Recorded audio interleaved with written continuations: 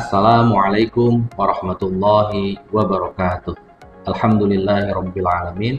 Arsala rasulahu bil huda wa dinil haq liyudhhirahu 'alad dini kullih wa kafa billahi syahida. Asyhadu an la ilaha illallah wa asyhadu anna Muhammadan abduhu wa rasuluh. Allahumma shalli ala sayyidina Muhammad wa ala ali sayyidina Muhammad.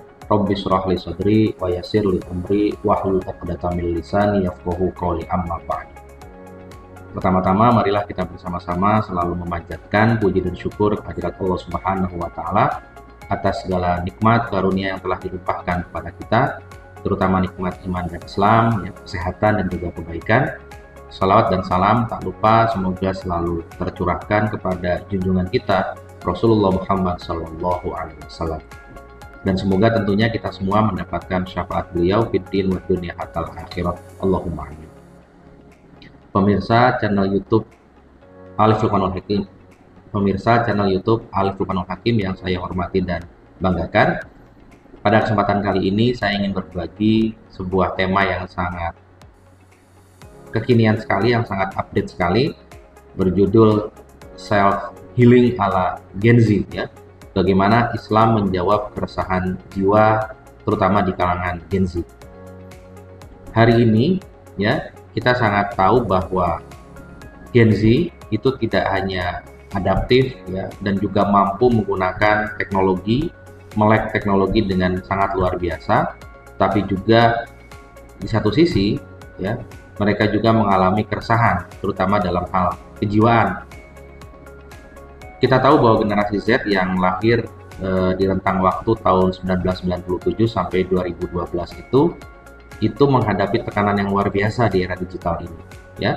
Pertama, tuntutan akademik yang sangat tinggi, tuntutan karir juga yang sangat tinggi. Kemudian mereka mengalami yang namanya perbandingan sosial, ya.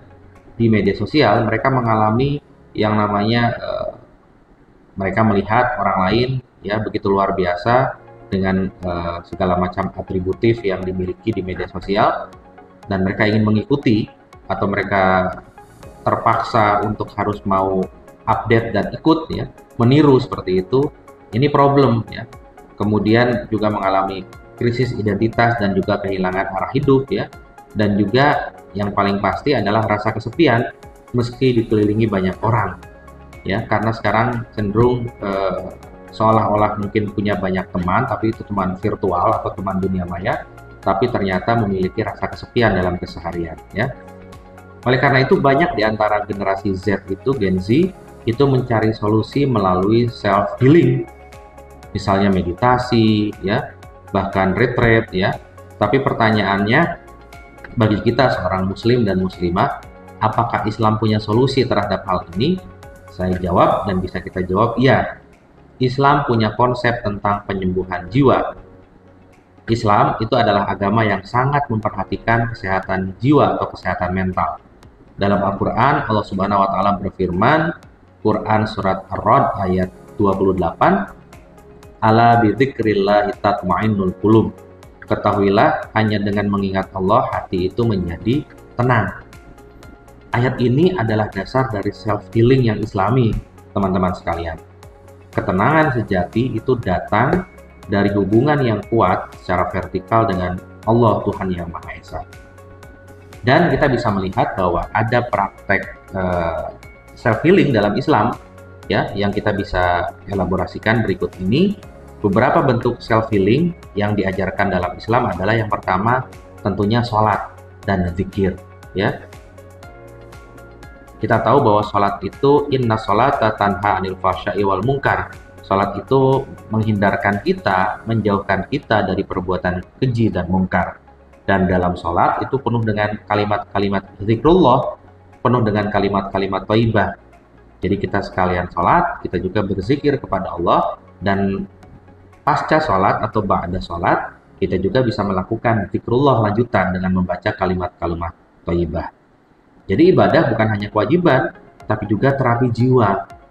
Ya, ingat, zikir dan sholat itu tidak hanya ibadah yang sebentuk kewajiban, tapi juga menjadi terapi jiwa bagi kita. Yang kedua, jelas membaca Al-Quranul Karim. Coba biasakan untuk paling tidak 1 hari itu kita membaca Al-Quran, ya, 1 ain, 2 ain, 1 juz, seperti itu. Karena ayat-ayat Allah itu adalah penyejuk hati dan juga penuntun hidup kita, moral guidance kita, ya. Yang kemudian yang ketiga adalah curhat kepada Allah untuk bermunajat, ya. Saat manusia tak mengerti, Allah itu selalu mendengar dan pasti mengerti. Kemudian selain kita sudah berikhtiar, kita perlu berdoa, ya. Ikhtiar itu kita balut dengan doa. Jangan lupa terapi jiwa berikutnya adalah tawakal dan sabar. Kita berusaha untuk menerima takdir setelah kita berusaha, ya, dengan lapang dada, dan itu merupakan penyembuhan dari batin kita. Dan yang berikutnya adalah silaturahmi dan ukhuwah, ya. Menjaga hubungan sosial tetap baik adalah bagian dari penyembuhan. Berikutnya yang paling penting juga adalah menghindari self healing yang menyesatkan. Tidak semua metode self healing yang ada di sekitar kita itu sesuai dengan nilai-nilai Islam.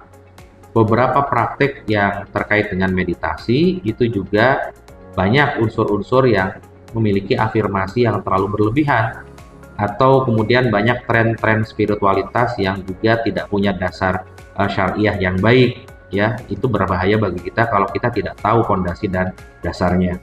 Oleh karena itu, kita boleh mengikuti yang kekinian, ya, tren-tren meditasi dan sebagainya, tapi jangan lupa kita juga punya fondasi, kita juga punya dasar, kita juga punya varian yang bisa kita gunakan. Tadi kalau kita simpulkan ada sholat dan zikir, kemudian ada membaca Al-Quran, kemudian ada curhat kita kepada Allah, bermunajat, kita balut, ya, ikhtiar kita dengan doa, ya, kita tutup dengan tawakal dan sabar, dan juga kita harus berupaya untuk selalu menjaga ukhuwah Islamiyah, ukhuwah watoniyah, dan juga ukhuwah basyariyah. Saya rasa sekali lagi itu yang bisa kita gunakan untuk kita tetap sehat secara mental, sehat secara spiritual, dan juga tangguh menghadapi perubahan zaman. Kurang lebihnya mohon dimaafkan. Assalamualaikum warahmatullahi wabarakatuh.